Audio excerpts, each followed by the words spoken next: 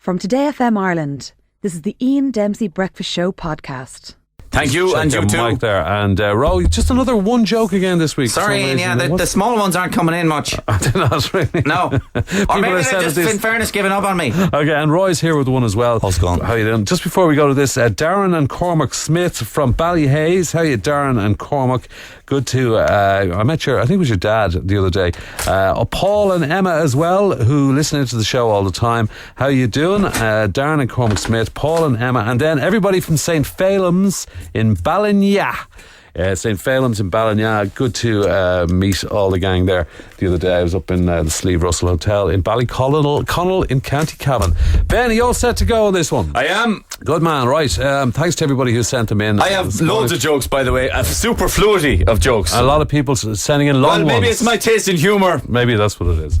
Okay, let's go, Ben. This one from Tom in a tie. He says, Ben, are you listening, bankers? This financial crisis is worse than divorce. I've lost half my money, but my wife is still here.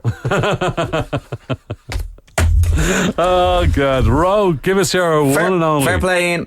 It's a big moment now, big moment. Finance. What's the capital of Iceland? What's the capital of Iceland? I don't know. About €15. Oh, God. I thought you were going to say I. Right, Ben. Are you listening, cute whores? Mick moved to Roscommon and bought a donkey from a farmer for €100. The farmer agreed to deliver the donkey the next day. The next day he drove up and said, sorry son, but I've some bad news, the donkey died. Mick replied, well then just give me my money back. The farmer said, can't do that, I went and spent it already. Mick said, okay then, just bring me the dead donkey. Farmer asked, what are you going to do with them? Mick said, I'm going to raffle him. Farmer said, you can't raffle off a dead donkey. Mick said, sure I can, watch me, I just won't tell anybody he's dead. Months later, the farmer went up and Mick and asked, what happened to the dead donkey, Mick? Mick said, I raffled him off. I sold 500 tickets at €2 a piece and made a profit of 898. The farmer said, didn't anyone complain? Mick said, just the guy who won, so I gave him his €2 back.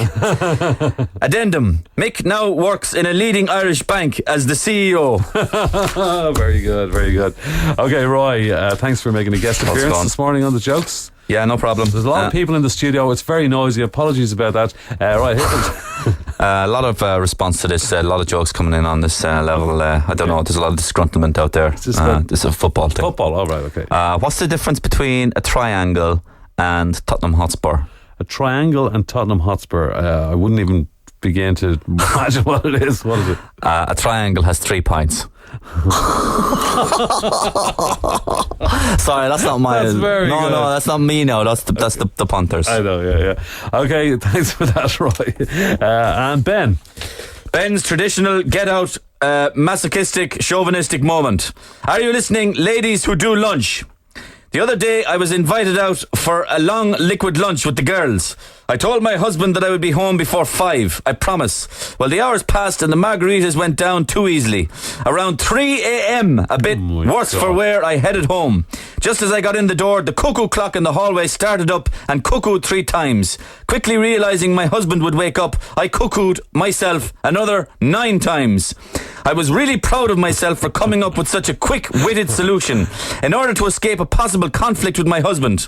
Even when totally smashed, 3 cuckoos plus 9 cuckoos obviously equals 12 cuckoos.